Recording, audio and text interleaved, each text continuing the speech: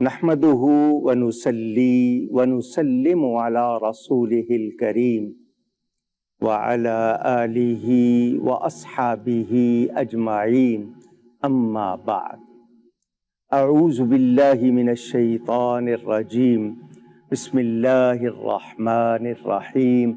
ناظرین و سامعین السلام علیکم ورحمۃ اللہ وبرکاتہ۔ ذکر ہے حضرت آدم علیہ السلام پہلے انسان کا۔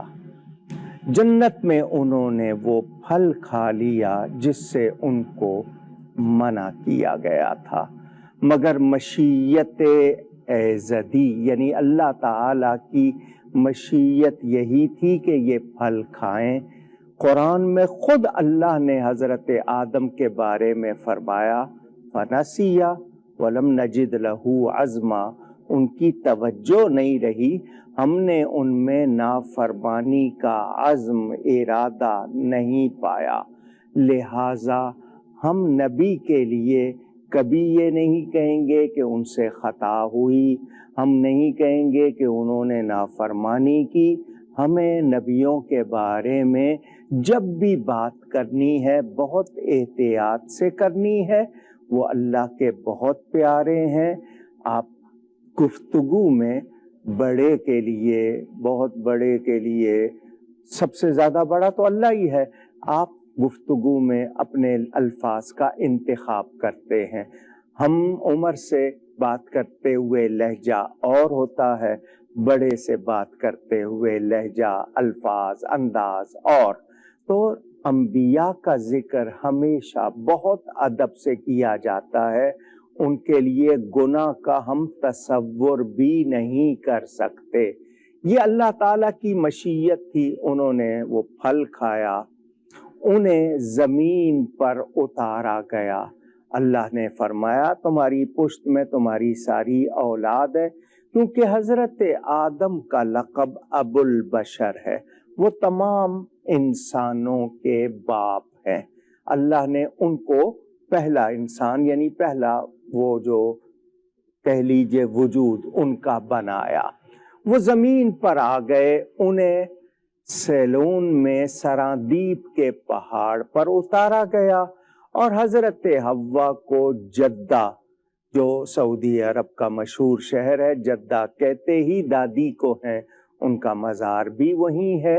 حضرت آدم اور حضرت حوا زمین پر آ گئے، پتوں سے انہوں نے اپنے بدن کو چھپایا تھا، وہ چلتے رہے اور روتے رہے، اور کیا کہتے رہے؟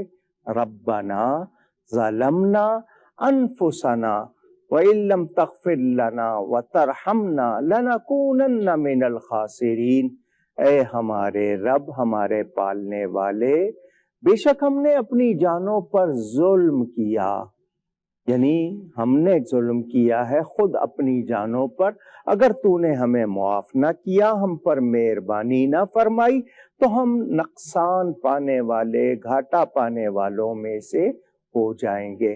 آنسو زمین پر گر رہے ہیں، حضرت آدم کے آنسوؤں سے پھول بن رہے ہیں، حضرت حوا کے آنسوؤں سے یہ جو آپ اپنے کھانے میں گرم مسالے جن کو کہتے ہیں، یہ خوشبودار جن سے ہمارے کھانے لذیذ اور ذائقے والے بنتے ہیں، وہ بن رہے ہیں۔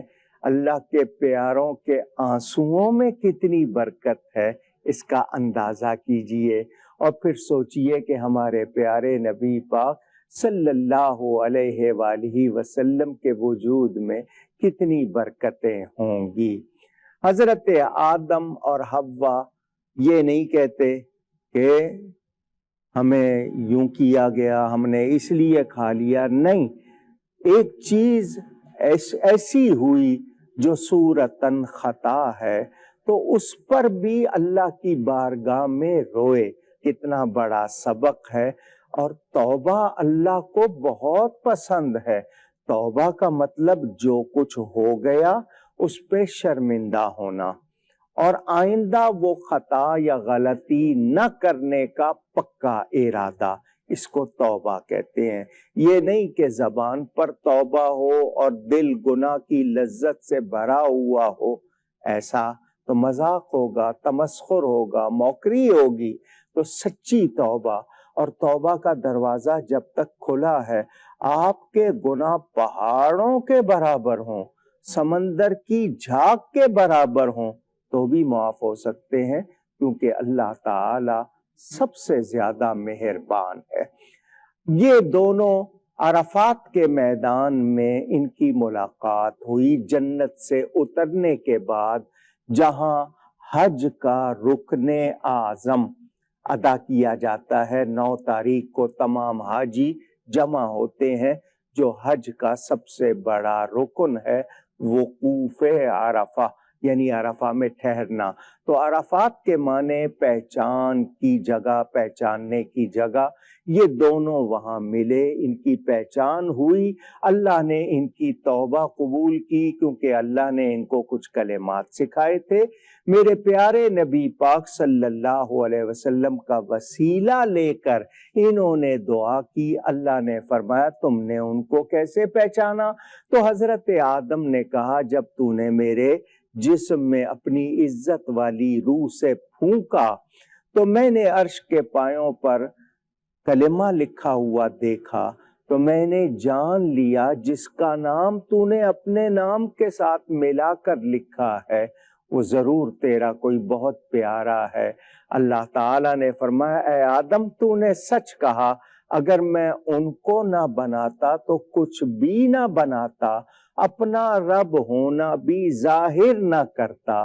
پتہ چلا نبی پاک صلی اللہ علیہ وسلم مقصود کائنات ہے، باعث تخلیق کائنات ہیں۔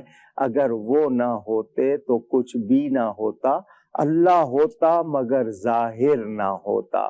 تو ہمیں جس کی بدولت رب ملا ہے انہی کی بدولت سب ملا ہے، یعنی جس بارگاہ سے رب ملا ہے اسی بارگاہ سے سب ملا ہے۔ تو ہمیں کتنی قدر ہونی چاہیے نسبت کی جو ہمیں رسول پاک صلی اللہ علیہ وآلہ وسلم سے ہے۔